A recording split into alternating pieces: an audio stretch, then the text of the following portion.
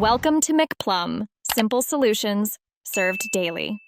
You start by isolating power and relieving tank pressure. This prevents accidents and lets you work safely. Once done, inspect the compressor exterior and mounting for leaks, loose bolts, or oil stains to identify failure mode.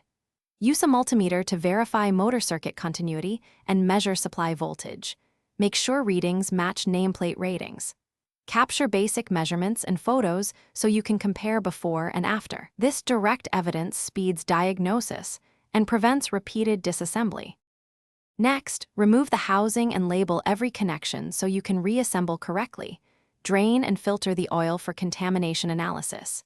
Inspect internal components: valves, pistons, bearings, and the rotor. Look for scoring, metal debris, or excessive axial/radial play that indicate wear. Measure bearing clearances and winding resistances with appropriate gauges, and compare values to manufacturer specs to decide if repair or replacement is needed. Clean mating surfaces and surfaces with solvent before fitting new seals or bearings. Reassemble using new seals, gaskets, and any replaced bearings. Torque fasteners to manufacturer specs and refill with the correct oil at the specified level so lubrication and cooling are restored. Once assembled, perform a dry spin to check for binding, then pressurize and conduct a leak test.